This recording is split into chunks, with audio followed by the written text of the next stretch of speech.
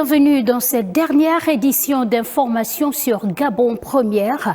En ouverture, cette audience que le président de la République, Brice Clotaire Oligui Nguema, a accordée au vice-président du gouvernement, Herman Imongo, à laquelle a pris part le ministre du Pétrole et du Gaz. Le point avec la communication présidentielle. Comme à l'accoutumée, le vice-président du gouvernement, Herman Imongo, a rendu compte au président de la République, chef de l'État, de l'état d'avancement des principaux dossiers stratégiques conduits par le gouvernement.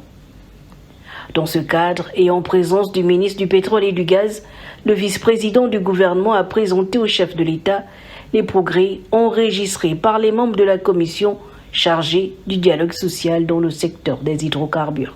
Les échanges ont notamment porté sur les travaux menés avec les différents acteurs du secteur en vue de consolider un climat social apaisé, de préserver les intérêts nationaux et de garantir la continuité des activités dans une filière essentielle à l'économie gabonaise. Cette séance de travail traduit la volonté constante du président de la République, Brice Clotaire Oligui Nguema, d'assurer un suivi rigoureux des dossiers stratégiques et de veiller à la mise en œuvre efficace des réformes engagées au service du développement du pays.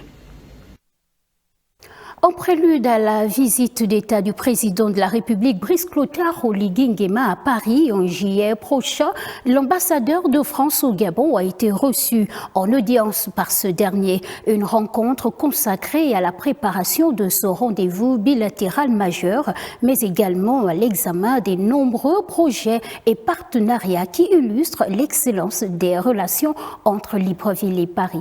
Aline Dila, Honorine Osibo, Armand Moupende et Roland Gombe pour les détails. Cette audience s'inscrit dans le cadre des préparatifs de la visite d'État que le président de la République, chef de l'État, Brice Clotaire Oligui Nguema, effectuera en France le 20 juillet prochain.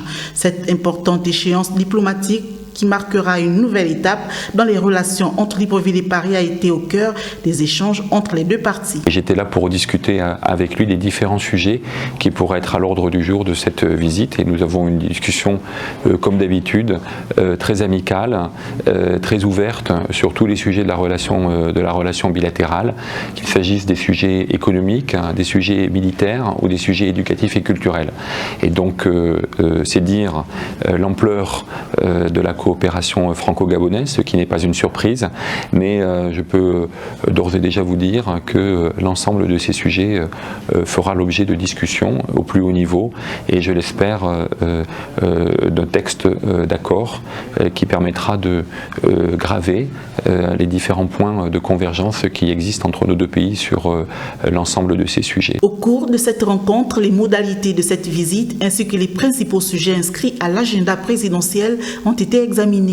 Les discussions ont également porté sur plusieurs dossiers stratégiques liés à la coopération bilatérale dans les secteurs d'intérêt commun tels que l'économie, les infrastructures, l'éducation, la formation, la santé, l'énergie et les investissements. Je me réjouis que quelques mois après la visite du président Macron ici à Libreville fin novembre, nous puissions renouveler l'exercice, mais dans l'autre sens, avec une visite d'un rang protocolaire équivalent du président Oligui à Paris. Je me contenterai de paraphraser le président Oligui Nguema qui a dit récemment à la presse internationale que la relation était au beau fixe. Je confirme, elle est au beau fixe. Elle est même excellente et je suis sûr que les prochaines échéances bilatérales à lesquelles je fais allusion en apporteront la preuve. Dans la droite ligne de la vision du président de la République, fondée sur la construction de partenariats équilibrés, respectueux des intérêts de chaque partie et créateurs de valeurs partagées, les interlocuteurs ont réaffirmé leur volonté commune de consolider davantage les liens historiques d'amitié et de coopération qui unissent le Gabon et la France. Cette visite d'État devrait ainsi offrir l'opportunité d'approfondir le dialogue au plus haut niveau, de renforcer les partenariats existants et d'ouvrir de nouvelles perspectives de coopération au service du développement du Gabon et du renforcement des relations entre les deux pays. La prison centrale de Libreville accueille depuis ce mercredi les audiences correctionnelles foraines spéciales, opérations judiciaires marquées par l'examen de nombreuses affaires renvoyées devant cette juridiction. La cérémonie d'ouverture s'est déroulée en présence du vice-président du gouvernement, du ministre de la Justice, garde des Sceaux et du représentant résident du PNUD au Gabon. Doris Cruz Nkoulou, Richard Moubiwa et Sarazan pour le compte-rendu. La justice à l'œuvre derrière les murs de la prison centrale de Libreville.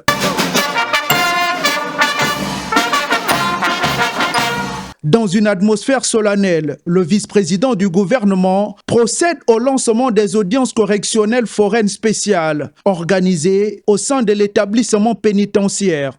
Madame, le sac de la dame. Que contenait le sac de la dame? Avec 150 000. Objectif, rapprocher davantage la justice des justiciables et accélérer le traitement des dossiers en attente. Bâtonnier de l'ordre des avocats qui n'a de cesse justement de rappeler cela à chaque rentrée du barreau. Il rappelle et demande à ce que ces audiences se tiennent justement pour que ces oubliés puissent être enfin jugés et qu'ils connaissent le sort qui leur est réservé depuis qu'ils ont été incarcérés. Une initiative conduite avec l'appui du Programme des Nations Unies pour le développement. Le Programme des Nations Unies pour le développement travaille de concert avec le ministère de la Justice dans le cadre de tout ce qui concerne les procédures, tout ce qui concerne la gouvernance et également tout ce qui concerne le soulagement et le désengorgement des prisons puisque ça fait partie des objectifs déclinés par le ministère. Le ministre de la Justice, garde des Sceaux, a rappelé l'enjeu majeur de cette opération. Il s'agit simplement de délocaliser le tribunal.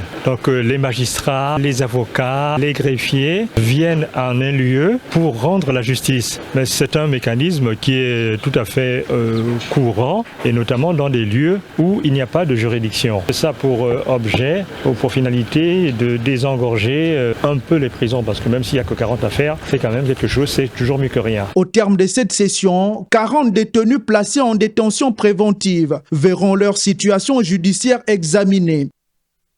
Booster la visibilité de l'entrepreneuriat national à travers des contenus numériques innovants, telle est l'ambition de l'Atelier du Gabon, nouvelle web télévision officiellement lancée dans le paysage médiatique gabonais en présence des membres du gouvernement. Yannick Menga pour les détails. Combinant valorisation de l'entrepreneuriat des jeunes et web télévision, l'Atelier du Gabon est le nouveau venu dans le paysage médiatique gabonais. Pour la circonstance, 3 membres du gouvernement ont assisté à son lancement officiel. Parmi eux, le ministre de la Communication et des Médias, qui encourage l'initiative, mais rappelle le respect de la ligne éditoriale et l'obligation de conformité du nouveau venu aux normes en vigueur. La question de l'entrepreneuriat est au centre de la stratégie de développement prônée par le chef de l'État. Ce média est un outil qui est mis à votre disposition. Il faut l'exploiter et surtout il faut l'exploiter à bon escient et conformément à la ligne éditoriale. Le gouvernement sera très sensible aux contenus qui seront diffusés à travers ces médias. Durant l'événement, des stands ont été érigés par les entrepreneurs venus présenter aux membres du gouvernement et invités leurs produits et services. L'ouverture de l'Atelier du Gabon, qui est une plateforme numérique, sinon un média en ligne, qui permettra de valoriser les produits de nos jeunes entrepreneurs, également de mettre en évidence les modèles entrepreneuriaux que nous avons dans notre pays. Les jeunes Gabonais aujourd'hui ont un espace dédié à la promotion entrepreneuriale qui est le leur, qui n'attend que, voilà, nous les attendons nombreux, tout simplement. 15 000 francs CFA, c'est le montant arrêté pour les jeunes entrepreneurs comme frais de participation. À travers ces divers contenus, l'objectif de l'Atelier du Gabon est de booster la visibilité de l'entrepreneuriat national. La start-up gabonaise Tanguy Digital a remporté le premier prix du challenge des start-up en illustrant le Gabon au salon Osiane 2026 de Brazzaville au Congo. Détails et explications avec Idem, Ampuma, Legestan, Manika et Sarazan. 600, c'est le nombre de participants des startups au Salon Océane 2026 de Brazzaville, venus de 11 pays de la sous-région. Face à tous ses concurrents, la startup gabonaise Changi Digital a ravi la plus haute marche du podium du challenge. Une victoire qui marque un tournant stratégique en hissant le Gabon comme un leader de l'innovation et du numérique sur le plan international. Ça s'appelle consulat.ga et diplomate.ga. Consulat.ga, c'est pour les consulats, c'est-à-dire c'est le SAS dans lequel les ressortissants gabonais interviennent pour faire leurs demandes, leurs démarches. Et diplomate.ga, c'est l'application dans laquelle les diplomates se connectent.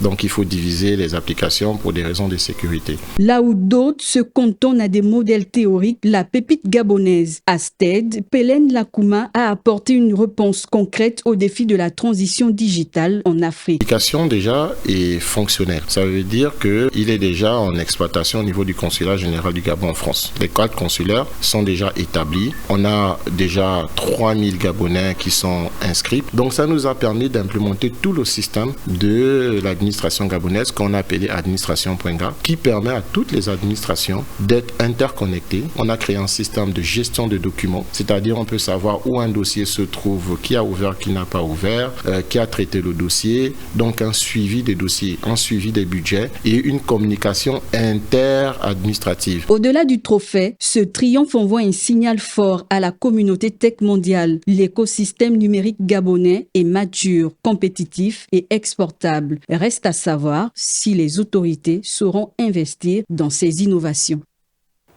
Les responsables de Move Africa Gabon Télécom et d'Airtel Gabon ont procédé à la signature d'un contrat de partage d'infrastructures électroniques officiellement approuvé par l'autorité de régulation des communications électroniques et des postes ARCEP. On en parle avec Evra Mata, Guy Serge Dizombo et Gaius Mbele Ovono. L'ARCEP ouvre ainsi la voie à une nouvelle dynamique de coopération dans le secteur des télécommunications. La décision d'approbation signée par les parties prenantes vient consacrer une approche innovante de gestion et de mutualisation des infrastructures électroniques au Gabon. Nous avons donc amendé régulièrement ce contrat qui a été signé par les deux opérateurs qui définit les conditions générales de partage d'infrastructures, notamment les paramètres techniques, les conditions d'exploitation technique, les tarifs applicables, les modalités de paiement ainsi que les conditions juridiques. À travers cet accord, Move Africa Gabon Télécom et Airtel Gabon entendent partager leurs infrastructures stratégiques afin de réduire les coûts de déploiement, d'accélérer l'extension de leur réseau et d'améliorer l'accès des populations aux services de communication sur l'ensemble du territoire national. Le premier bénéfice de cette convention est relatif à l'optimisation des investissements des deux opérateurs. Cette convention permettra d'accélérer les investissements et donc de renforcer la présence des deux opérateurs dans le pays, de générer du trafic, lequel génère automatiquement des économies d'échelle et donc des baisses qui sont naturelles des tarifs aussi bien pour la voix que pour l'Internet. Et donc je remercie l'ARCEP qui a eu un rôle très important dans ces partenariats, aussi notre ministère. Avec cette approbation, l'ARCEP confirme sa volonté d'accompagner les acteurs du secteur dans la mise en œuvre de solutions innovantes au bénéfice du développement des communications au Gabon et de l'amélioration continue des services destinés aux consommateurs. L'annonce de la 3e édition des Makongogno d'or a eu lieu au cours d'une conférence de presse, un événement qui vise non seulement à rendre un hommage mérité aux communicateurs gabonais disparus lors du crash de l'hélicoptère de 1985, mais également pour couronner et encourager les journalistes de la presse audiovisuelle, écrite et en ligne. Marlène Bina et Rodolphe Yelenvé pour les détails. Pour cette 3e édition, 12 prix sont en jeu pour 33 nominés, répartis dans plusieurs catégories de la presse, aussi bien publique que privée. Parmi eux, le meilleur reporter radio, meilleur reporter télé, meilleur présentateur radio, meilleur présentateur télé et d'autres. En 1985, nous avons perdu des journalistes lors d'une mission effectuée par le défunt président Omar Bongo, au sud de l'Angouni. Makongogno consiste aussi à rendre hommage non seulement aux disparus,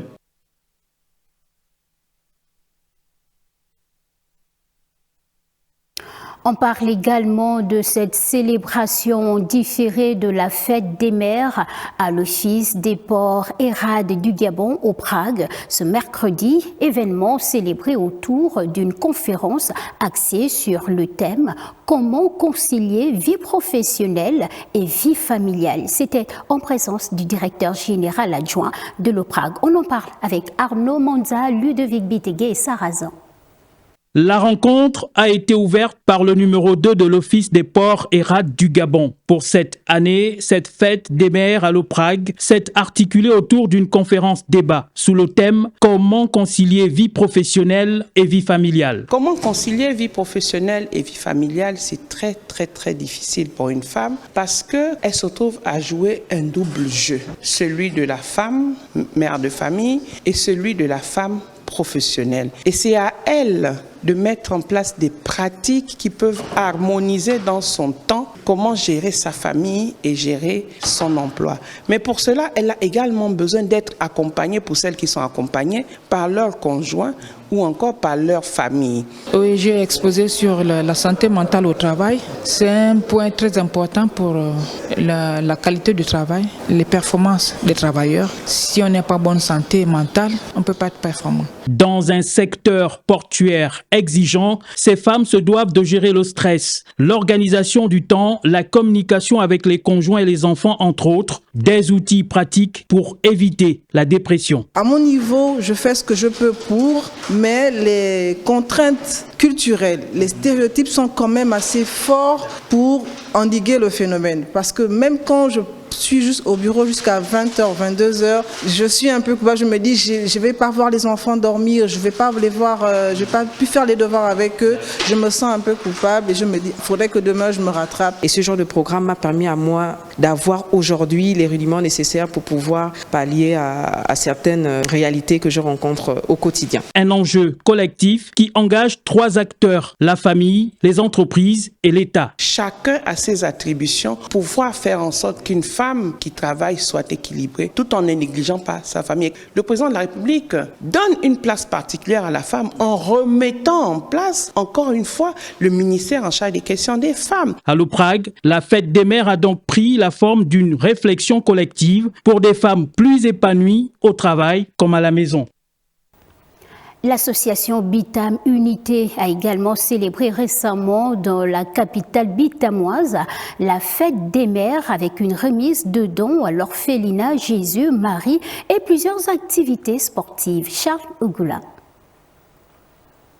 Bitam Solidarité célèbre à sa manière la mère, pilier essentiel de la cellule familiale. Au pas de course, cette association s'est tout d'abord rendue à l'orphelinat Bimbang Jésus-Marie pour communier un tant soit peu avec ces êtres fragilisés en leur apportant un amour maternel. Pour cette année, j'accompagne l'association partout où elle va.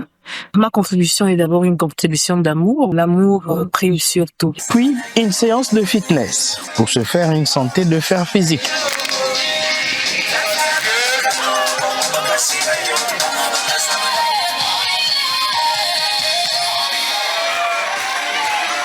Enfin, des parties de football féminin au stade Gaston Péril pour des instants exceptionnels. Une série d'activités pour honorer la mère, mais surtout pour renforcer la cohésion sociale. La deuxième édition a été vraiment une réussite totale. On a pu donner le sourire et on a vu l'engouement de nos mamans. L'année prochaine, ça ne se limite pas au niveau du département. On prie Dieu pour qu'il nous accorde encore longue vie afin qu'on les célèbre l'année prochaine.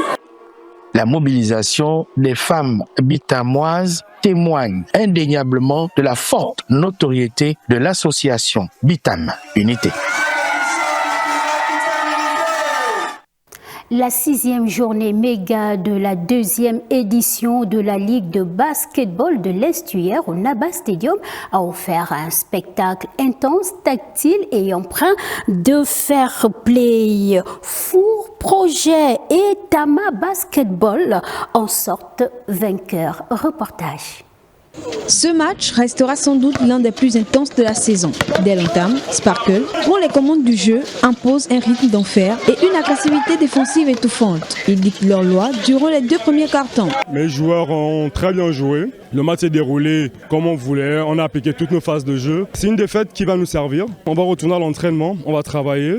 Au retour des vestiaires, Fort Project hausse le ton. Mais c'était sans compter sur la résilience ironique de Sparkle, maintenant son score. En une arène de gladiators, l'intensité physique grimpe d'un cran. Les contre-attaques fusent des 2 côtés et chaque possession devient une lutte acharnée. À quelques secondes du buzzer final, l'affichage indique une égalité parfaite. C'est le moment choisi par les Rouges pour faire parler leur basket. Plus lucide, ils exploitent une faille dans le dos de la défense des Noirs, héritant du ballon ultime. Lendoy fait preuve d'un sang-froid, il ajuste son tir et inscrit le panier de la délivrance. Score final, 63-61. Victoire de Fort Project, un véritable chef-d'œuvre de suspense. Ce match était très intense, mais grâce au conseil du coach et au conseil de mes grands frères du club, je suis resté calme, lucide et décisif dans les bons moments. Et on a affronté une très bonne équipe de Sparkle, c'était entre guillemets l'équipe à battre et on a su répondre présent. D'un autre côté, le duel entre Tama Basketball et Abe Alenakeri a tenu ses promesses en termes d'impact physique. Alenakeri, n'ayant pas démérité dans l'engagement, la réalité du terrain a rapidement tourné à la démonstration collective. Tama Basketball a récité son basket, porté par des possessions fluides et remarquables. Les Blancs ont progressivement asphyxié leur adversaire au fil des 4 cartons. Au coup sifflet final, l'écart est de 44 points, 92-48.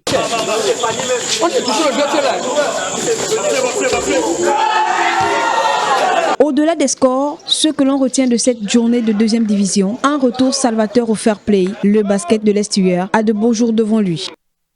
Toujours en sport, la Fédération gabonaise de football, depuis l'année dernière, offre l'opportunité aux clubs de 1re et 2e division de notre championnat de se loger au centre technique de Bikele. Une manière de soutenir ces clubs. On en parle avec Charles Ogula et Eric Kassa dans ce focus. Le centre technique de Bikele, au-delà de ses missions principales, est une véritable aide pour les clubs du championnat de 1re et 2e division professionnelle de notre pays. Ces derniers y logent gratuitement dans un cadre idéal. Lambaréné Athletic Club, par exemple, y trouve son compte. Remercier le président de la FEGAFOOT parce que exhumer ce projet et le mettre en place comme c'est le cas aujourd'hui. Le cadre où nous sommes est agréable. Ça soulage d'abord les clubs que nous sommes sur le plan financier. Hébergement, restauration, alors que quand nous sommes dans les hôtels, on va au million. Sur le plan structurel, on a de quoi nous entraîner avant match et après match. Et aussi pour les prochaines saisons, on est aussi capable de venir faire ici une mise au vert. Les terrains de jeu du CTB accueille régulièrement les rencontres des compétitions des ligues et sous-ligues de la localité, sans oublier les matchs de loisirs. Opportunité pour nous de croiser notre détecteur de talents gabonais dans son rôle. Dans le but toujours de pouvoir aider les jeunes talents gabonais aussi à s'expatrier. On m'avait signalé un jeune gabonais qui performait dans l'académie Mbolo Samba, qui était important pour moi de me déplacer vers Bikele pour l'observer un peu, me faire ma petite idée et puis voir comment le suivre, voir déjà c'est quoi ses caractéristiques, ses capacités et puis si ça a l'air intéressant, voir comment l'orienter plus tard. Le centre technique de Bikele contribue donc efficacement au soutien au club du National Foot 1 et 2, sans oublier l'abri paisible aux sélections nationales masculines et féminines, excepté les Panthères A. La Fédération gabonaise de football a décidé depuis d'aider les clubs, puisque nous connaissons tous les difficultés de financement que rencontrent nos clubs. Les clubs qui veulent de 1re division viennent se loger ici de manière gratuite, en dehors de l'aspect purement sportif. C'est un lieu de vie, parce que quand vous voyez la configuration, nous avons non seulement les bâtiments techniques, mais nous avons aussi les coins pour loger et les joueurs et les encadreurs et les formateurs, mais aussi pour les riverains qui viennent faire du sport ici tous les matins, tous les week-ends. À la FEGAFOOT de continuer à profiter des opportunités qui nous sont offertes par la CAF et la FIFA pour que notre centre se développe. La construction d'un amphithéâtre moderne et la poursuite des travaux sur ces sites viendront indéniablement renforcer la qualité de l'infrastructure selon la ferme volonté du président fédéral, Pierre-Alain Mougengi. Voilà qui met fin à ce journal. À demain. Que Dieu vous bénisse.